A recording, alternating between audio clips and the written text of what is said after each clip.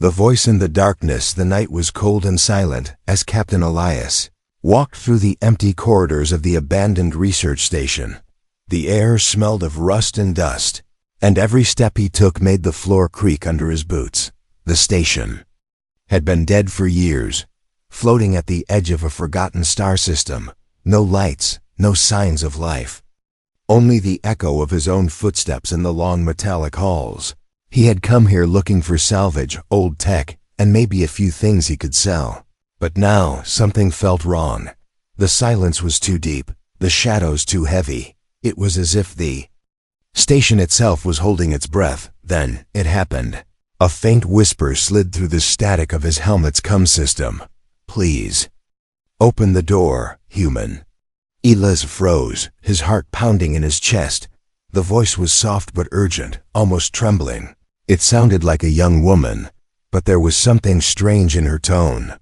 Something not quite human. He turned slowly, scanning the empty corridor. "Who's there?" He called out, his voice echoing back at him. No answer came, only more static. Then, again, the whisper, a little louder this time. "Please, I'm trapped. Open the door." Following the voice, Elias moved deeper into the station. The corridors grew darker, the air colder. He passed broken lights, shattered control panels, and doors sealed shut with layers of dust. The voice kept guiding him, sometimes clear, sometimes fading into static. It was as if she knew exactly where he was. Finally, he reached a large blast door at the end of a narrow hallway. It was marked with a faded number, Cell 7A. Small reinforced window in the door revealed only darkness inside. But when he leaned closer, he saw two faintly glowing eyes staring back at him. His breath caught in his throat. The figure inside stepped forward into the dim light. It was a girl, or at least she looked like one.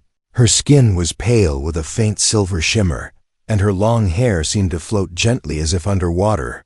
Chains were fastened to her wrists and ankles, keeping her from moving more than a few steps. "Who are you?" Elias asked, his voice low. "My name is Lyra," she said softly, her glowing eyes fixed on him. "They locked me here because of my DNA.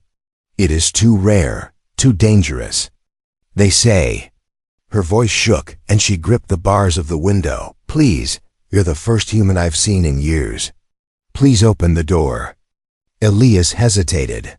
He had heard stories about alien traps before, about creatures that could mimic innocence to lure in victims.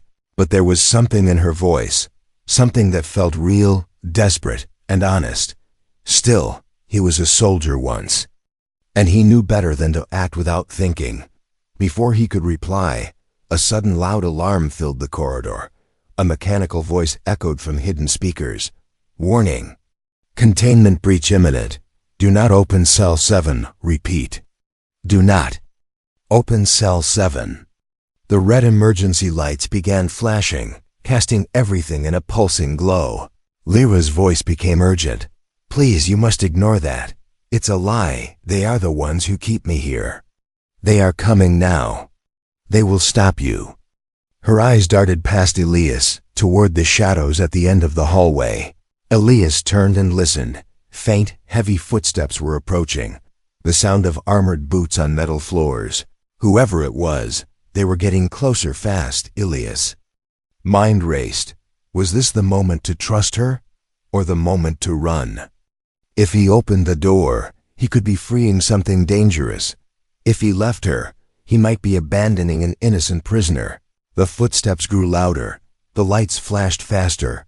Lyra gripped the bars harder, her voice now shaking with fear. "They will take me away, and you will never find me again. Please, open the door, human." His hand hovered over the control panel. The lock required a manual override, and he could do it in seconds. But the alarms, the warning, the approaching soldiers, everything told him this was a bad idea. Still, something deep inside him told him she was telling the truth. The kind of truth that could change everything. In the distance, a metallic voice shouted orders. "Secure Cell 7. Do not let anyone near it." The sound of weapons being readied echoed down the hallway. Elias had to choose open the door now, or walk away forever. His heart pounded in his chest, sweat rolled down his neck. Lyra's glowing eyes locked onto his, her voice breaking into a whisper again. Please. You're my only hope. The footsteps were almost at the corner. The control panel blinked, waiting for his command. Elias clenched his jaw, feeling the weight of the decision. Whatever he chose now would decide both their fates. He took a deep breath, his fingers moving toward the panel, the hallway filled with red light, the sound of soldiers running, and the desperate gaze of an alien girl who had been waiting for years. And then, the warning. Elias's hand was still on the control panel when the first shadow moved across the end of the hallway. The sound of heavy boots grew louder, mixing with the metallic click of weapons being armed. Lyra's glowing eyes widened, her chains rattling as she stepped back from the window. They are here, she whispered, her voice trembling but urgent. If they take me, you will never see me again. The blast door shuddered as if something on the other side of the corridor had slammed against the wall. The flashing red lights made the hallway feel smaller, the air thicker. Elias knew this wasn't just a security patrol. These were hunters. Not the kind who brought criminals to justice, but the kind who erased problems. And right now Lyra was their problem. A loud metallic voice cut through the alarm. Cell 7 is compromised. Initiate clean sweep. Elias understood what that meant. A clean sweep meant no witnesses, no survivors, no questions left behind. Lyra's voice rose above the noise. They will kill you too, human. Because you've seen me. Her words hit him like a punch. He looked back toward the approaching shadows. Dark armored figures were moving in fast. Their armor was different from standard soldiers, sleeker, with strange glowing lines that pulsed like veins of light. The way they moved was too precise, too inhuman. Elias had to think fast. If he stayed in the hallway, he would be trapped between them and the blast door. If he ran, they would hunt him down anyway. And if he opened the cell, he had no idea what Lyra was truly capable of. One of the soldiers stepped into the light. The visor of their helmet shimmered with a strange holographic pattern in one smooth motion. They raised a weapon, not a rifle, but something that looked like a spear of pure energy. It hummed with a dangerous tone, a sound that made the hairs on Elias's neck stand up. Step away from the door, the soldier ordered in a voice that was cold and mechanical. Failure to comply will result in termination. Elias glanced at Lyra, her luminous eyes locked on his, filled with a strange mix of fear and something else, a quiet determination. You don't have much time, she said. If you help me, I can protect you. Another soldier appeared behind the first, this one carrying a device shaped like a small cube that pulsed with red light. Elias recognized it, a containment imploder. It could collapse an entire room into nothing, erasing everything inside without a trace. If they activated it, Lyra's cell would be gone in seconds, and so would she. The lead soldier took a step closer. This is your final warning, the mechanical voice repeated. Elias could hear more boots in the distance, more of them coming. They were closing in from both sides. He made his decision. Instead of stepping away, Elias tapped the control panel and initiated the override. The lock systems hissed and clicked, warning lights flashing even faster. Override in progress, the panel's voice announced. The soldiers reacted instantly, charging forward. Energy spears crackled, ready to strike. The blast door to Lyra's cell began to lift with a deep metallic groan.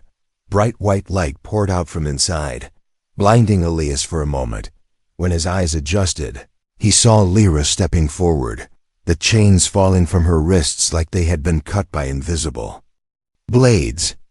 Her silver hair floated around her, her entire body glowing softly. The air around her seemed to ripple like heat rising from desert sand.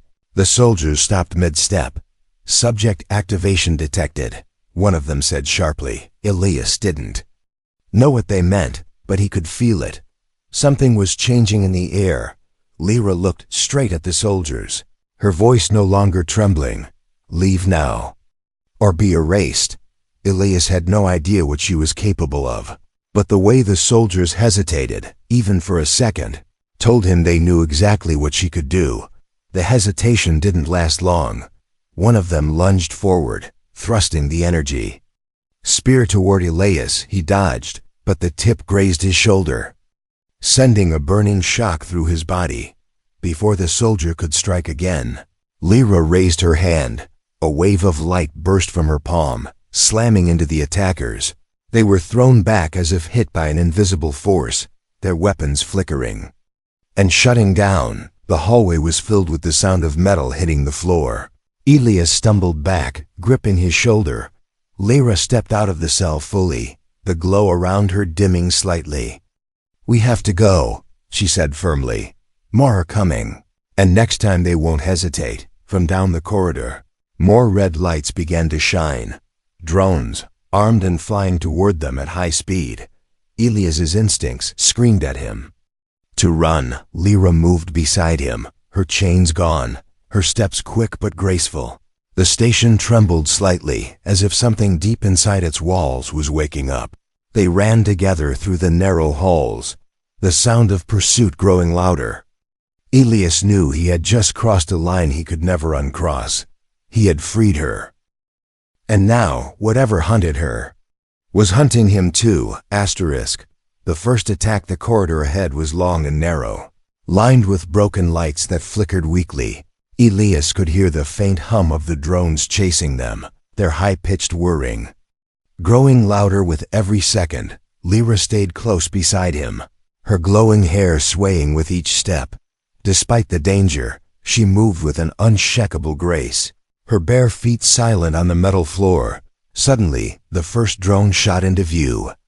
From behind, its sleek black body glinted in the flashing red lights, and its front opened to reveal a spinning plasma barrel. "Down!" Elias shouted, pushing Lyra against the wall as a streak of blue fire cut through the air where they had been standing. The heat from the shot burned against his cheek, leaving a faint scorch mark on the wall. Lyra's eyes narrowed. She raised her hand, and a thin arc of light burst from her fingertips. It hit the drone with a sharp crack, sending sparks flying as it spun out of control and crashed to the floor.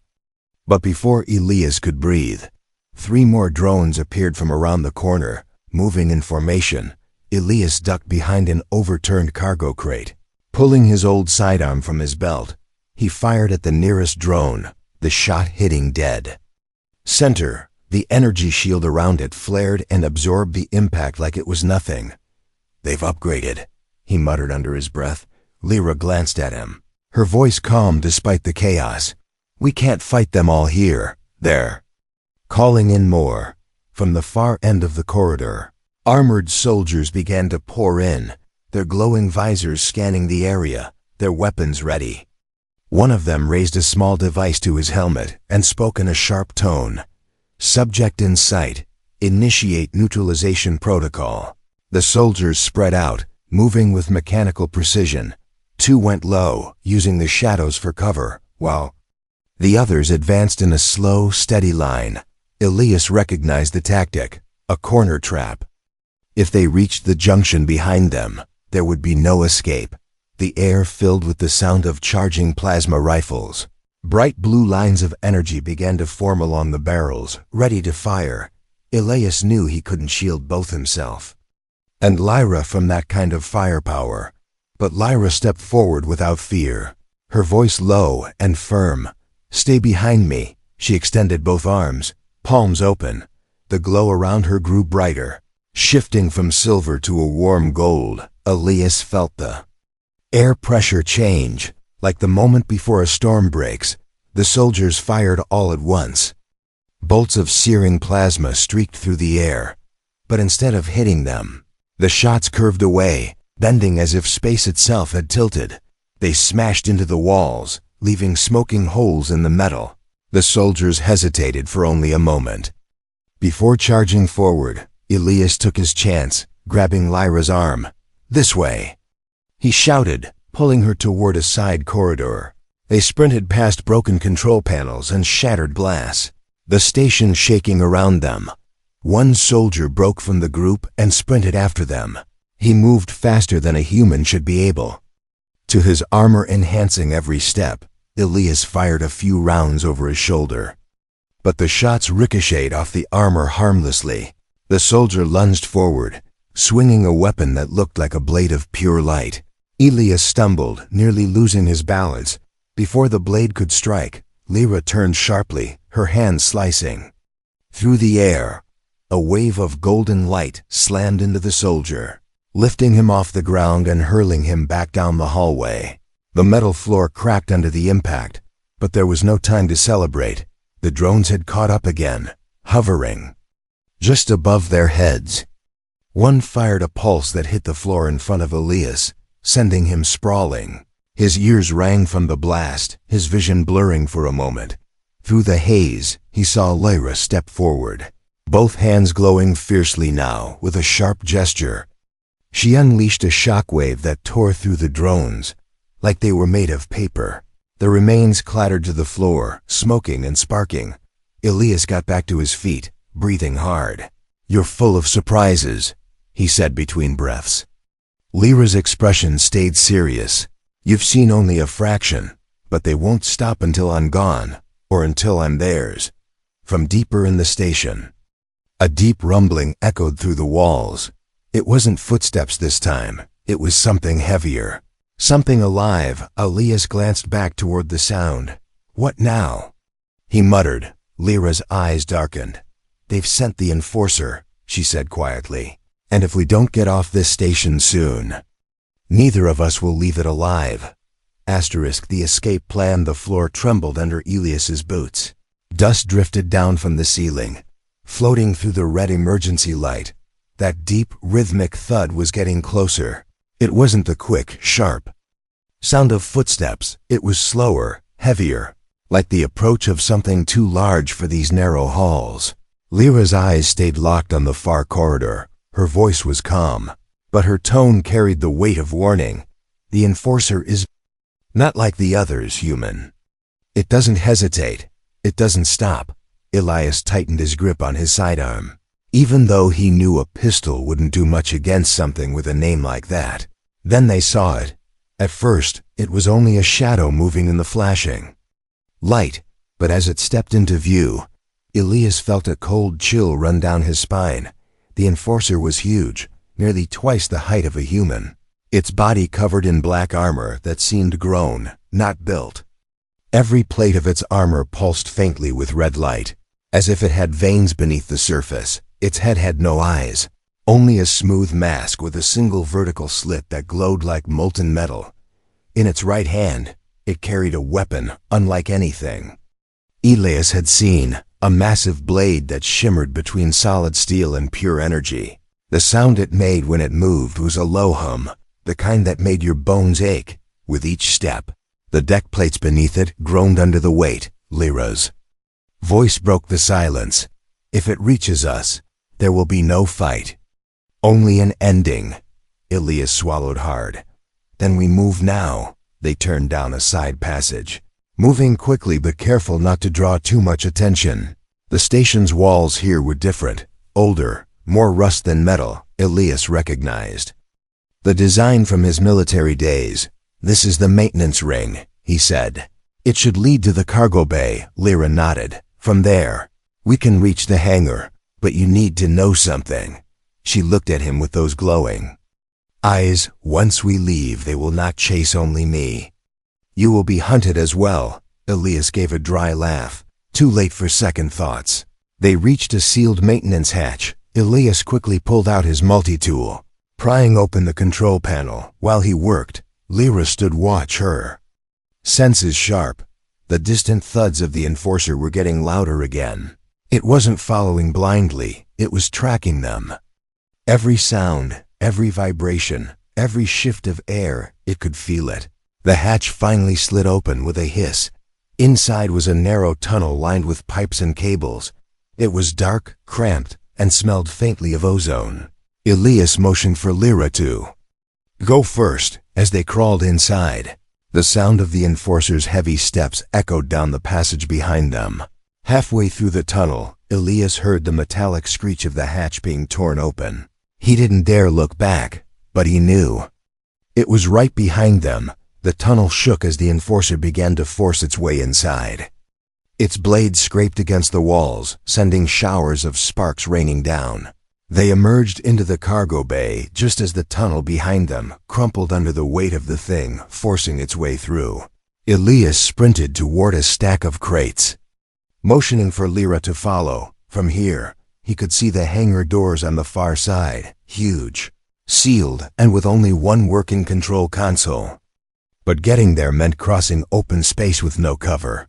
Lyra's eyes darted to a half-buried supply container. Inside was a small, two-person skimmer, the kind used for moving cargo inside large stations. It won't get us to another planet, Elias said, shaking his head. But it'll get us to the hangar faster. Lyra replied, already climbing in. The skimmer's engine roared to life just as the Enforcer stepped into the cargo bay.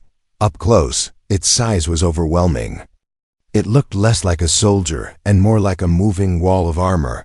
The slit in its mask flared brighter, and it raised its weapon, pointing directly at them. Elias slammed the controls forward. The skimmer shot across the bay, weaving between crates as plasma bolts slammed into floor behind them. One blast hit close enough to scorch Elias's arm. The heat biting through his jacket, Lyra kept her hands up, shimmering waves of light deflecting some of the shots, but not all. The hangar console was just ahead. Elias skidded the skimmer to a stop and jumped off. He began entering the override codes with shaking fingers. Behind him, the Enforcer was coming fast, its blade raised high. The hangar doors began to grind open, revealing the black void of space beyond. Lyra grabbed Elias's arm, pulling him toward a small, half-hidden shuttle at the edge of the bay. "That one still works," she said. Elias didn't argue. They ran for it, the ground shaking with every step of the approaching Enforcer. The shuttle's ramp hissed open as they leapt inside. Elias slammed the controls, and the ship roared to life. As they lifted off, the Enforcer lunged, its blades slashing across the hull. A line of molten metal glowed where it struck. But the ship broke free, shooting toward the hangar doors. The last thing Elias saw before they escaped into the stars was the Enforcer standing at the edge of the bay, watching them with that unblinking slit of molten light. The secret of her DNA, the shuttle's engines hummed softly as it drifted through the darkness of space. Stars shimmered outside the cockpit window, but Elias couldn't enjoy the view. His hands still trembled from the escape, his mind replaying the image of the Enforcer's glowing slit, staring at them as they fled. He glanced at Lyra, who sat quietly in the co-pilot's seat, her glowing eyes fixed on the stars. "All right," Elias said finally, his voice low. "Time to talk. Why were they keeping you locked up like that?" Lyra didn't turn to look at him. Instead, she asked softly, "Do you know how many species there are in this galaxy?" Elias frowned. "Billions, maybe more." Lyra nodded slowly. "And in all of them, I am the only one like me." Elias leaned back, his eyes narrowing. "That's not an answer," he said. Lyra finally looked at him, her expression calm but her voice steady. "My DNA carries something ancient, something made before this galaxy was even born." He blinked, unsure if he heard her right. "Before the galaxy?" Lyra nodded again. "It is called the first sequence. A genetic pattern left behind by the builders. A race older than stars. They shaped worlds, created life, and then vanished." Elias tried to process that. "And you have this first sequence in you?" Lyra's eyes glowed brighter. "Yes, in every cell of my body." She lifted her hand, and a tiny spark of golden light formed in her palm. It shifted and reshaped into a perfect miniature flower, every detail flawless. "This isn't just energy. It's creation itself," she whispered. Elias stared at the glowing flower until it dissolved into the air like smoke. "Creation? You mean you can make things out of nothing?" Lyra shook her head. "Not from nothing, from the patterns. In the sequence, I can heal worlds, rebuild ecosystems, even restore species long extinct. But in the wrong hands, it can be twisted. Elias leaned forward. Twisted how? Lyra's voice became colder. Turned into weapons. Soldiers who cannot die. Machines grown from living cells. Diseases that erase entire planets in hours. A silence settled in the cockpit. Elias realized the hunters weren't just trying to keep her. They were trying to control the most dangerous technology in the galaxy. And the enforcer? He asked. Lyra's gaze drifted. It was made using a fragment of the sequence. Stolen from one of my kind long ago. They use it to hunt the rest of us. Elias tilted his head. You said one of my kind. I thought you were the only one. Lyra's voice dropped even lower. There were others. Once, but the hunters took them all. Some they killed, others they turned into things like the enforcer. I am the last who is still. Me. Elias felt the weight of her words pressing on him. For a moment, he imagined her locked in that cell. Years of isolation, waiting for someone, anyone, who might help. And now they'll be coming for us both, he said quietly. Lyra nodded. They will send more enforcers. And worse, he rubbed his temples, thinking fast. All right. If your DNA is this valuable, then we need to make sure they can't find you. Lyra tilted her head slightly. You mean hide? Elias smirked. No, I mean hit them before they can come again. She studied him for a moment. You're a soldier, she said. As if it wasn't a question, Elias gave a short nod. Was, he corrected. Now I'm just a man with a very big problem. Lyra's lips curved into the faintest hint of a smile. Then perhaps you're the one I was meant to meet. She turned back to the stars, her eyes scanning as if she could see beyond them. There's a place we can go. A world where the builders left something hidden. If we find it, I can remove this sequence from myself and destroy it. But the journey will be dangerous. Elias let out a slow breath. Dangerous is starting to feel like the theme of my week. He reached for the shuttle's controls. Point me in the right direction. Lyra placed her hand lightly on his arm. Once we do this, there's no turning back. You will have enemies for the rest of your life, and you will never be safe. Again, Elias looked at her, his jaw set. Neither will you, so we might as well make it worth it. Lyra's eyes softened. Then let us begin, she said. Outside, the shuttle turned, leaving behind the empty black and heading toward a distant star that glowed faintly on the edge of the galaxy. Somewhere out there, the last secret of the builders waited, and with it, the key to the galaxy's salvation. Or its end. The final chase. The shuttle's engines purred as it cut through the black sea of space. Ahead, the faint glow of a distant star marked their destination. But behind them, danger was already closing in. Elias sat in the pilot's seat, eyes scanning the radar. A cluster of red blips had appeared minutes ago now. More were joining them, fast-moving signatures from multiple directions. They've split into groups, he muttered. They're trying to box us in. Lyra stood behind him, her hand resting lightly on the back of his chair. Her glowing eyes studied the radar without blinking. They're not all from the same fleet, she said quietly. Elias glanced at her. What do you mean? She pointed to a group of smaller blips coming from the starboard side. Those are syndicate hunters, smugglers and pirates who will sell me to the highest bidder. She shifted her gaze to the heavier blips coming from the rear. And those are Dominion warships. They will take me apart cell by cell, just to study the sequence. Elias swore under his breath. So we've got bounty hunters on one side and military death squads on the other. Lyra's expression stayed calm, and something worse, she said, pointing to a single massive blip moving steadily toward them from above. Elias felt his stomach tighten. The blip pulsed with a steady, heavy signal. Enforcer, he said, his voice low. The comm system crackled suddenly. A distorted voice filled the cockpit. Unidentified vessel. Surrender your passenger, and you will be spared. Elias glanced at Lyra. She didn't flinch. They are lying, she said. "You will be killed the moment they have me." Elias flicked the cum off and gripped the controls. "Then we're not slowing down." The radar's warning alarm blared. A swarm of small fighter ships launched from the Syndicate fleet, spreading out in an attack pattern. From the rear, the Dominion ships began firing long-range plasma bolts.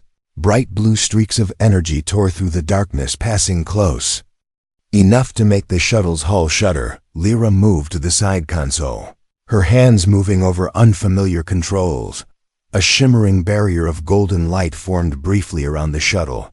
The next plasma bolt hit it and scattered into harmless sparks, but Lyra's breathing grew heavier. "I cannot hold this shield forever," she said. "They are too many." Elias's mind raced. If they kept running in a straight line, the faster Syndicate fighters would cut them off. If they turned, the Dominion ships would close the gap. And if they slowed, the Enforcer would catch them. "Hang on," Elias said.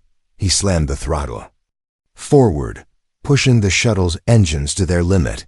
The stars outside became streaks of light as they dove toward a dense asteroid belt ahead. The fighters followed, weaving between the spinning rocks. The Dominion ships held back, unwilling to risk their heavier vessels inside the belt. Elias twisted and banked the shuttle, scraping dangerously close to jagged stone. Syndicate fighters tried to match his moves. Two collided with an asteroid and exploded in silent flashes of light, but the rest kept coming. A shadow passed over them. Elias looked up through the cockpit window and felt his chest tighten. The Enforcer's ship had entered the belt. It was larger than any fighter, but moved with unnatural precision. Its black hull seemed to slide between the rocks without touching them. The Enforcer didn't fire, it simply followed, its presence heavy, like a predator waiting for the perfect moment to strike. Lyra turned toward Elias. "We cannot outrun them all," she said. "Then we make them fight each other," Elias replied. He pulled the shuttle sharply toward the edge of the belt, heading straight for the Dominion warships. The Syndicate fighters stayed on their tail, and the Enforcer's ship followed them. Both the Dominion fleet saw the incoming vessels and immediately opened fire. Plasma bolts ripped through space, striking Syndicate ships and forcing them to scatter. The asteroid belt became a battlefield, flashes of light exploding in every direction. Elias used the chaos to dive beneath the largest asteroid. A massive shadow swallowed the shuttle as he powered down the engines. For a moment, silence returned. Only the faint hum of the shuttle's systems remained. Lyra's voice was soft, but urgent. "They will find us soon," Elias nodded. "Not if we move first." He powered the engines back up and set a course toward the far side of the asteroid belt.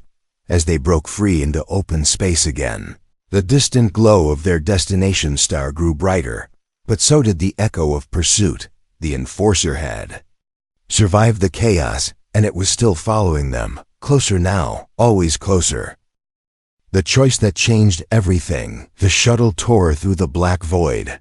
The glow of the destination star burned brighter now, but so did the red warning lights across the console. Elias could feel the ship's frame trembling under the strain. Engines were overheating, shields were failing, and behind them, the Enforcer's dark silhouette was still there, unshaken, unstoppable. Lyra sat in the co-pilot's seat, her gaze locked on the star ahead. "There is a station hidden in orbit," she said quietly. "It is where the builders left what I need to erase the sequence from my body." Her voice was calm, but there was a weight in her words. "If I do this, the power will be gone forever." Elias tightened his grip on the controls. "That's what we've been fighting for, isn't it?" Lyra's eyes shifted to him. "Yes. But it will also mean I will no longer be able to protect myself." Before Elias could answer, the ship jolted violently, an alarm blared, and the radar flashed red. The Enforcer had fired a grappling beam, a stream of black energy that hooked onto their hull like a chain. The shuttle's speed dropped instantly. Elias cursed and slammed the thrusters, but the beam held them fast on the come. A deep, mechanical voice filled the cockpit. "Pilot, surrender the sequence carrier and you will live." Elias glanced at Lyra. Her eyes were steady, but her hands gripped the edge of the console. "They mean it this time," she whispered. "They will take me, and they will leave you drifting." Here, the Enforcer's ship loomed closer. Its black armor reflected the faint light of the distant star. The molten slit in its mask pulsed slowly. Like a heartbeat, Elias knew they had seconds before boarding hooks would tear into the shuttle. Lyra spoke again, her voice low but firm. "There's another way, but it will cost you everything." She pointed to a glowing lever on the far right of the console. "That is the jump drive. If you activate it now, it will send us far beyond map space. We may never find our way back, and we may never stop running." Elias's hand hovered over the controls. The choice cut through him like a blade. If he surrendered her, the galaxy might remain in danger. If he kept her, they would both be hunted for the rest of their lives, and if they jumped, they would vanish into the unknown. The shuttle shook. Again, the Enforcer's ship was now close enough that its shadow blocked the star. Lyra's voice softened. "If you go, you will lose your home, your life, everything you know." Elias met her gaze. "Home stopped being safe the moment I opened that door." The Enforcer's voice came again, harsher now. "Final warning, pilot." Elias closed his eyes for a heartbeat, hearing the echo of that first moment in the abandoned station. Her voice through the static. "Please, open the door, human." His eyes snapped open. Without hesitation, he slammed the jump drive lever forward. The shuttle's hull groaned as space itself twisted around them. The stars outstretched into thin lines of light.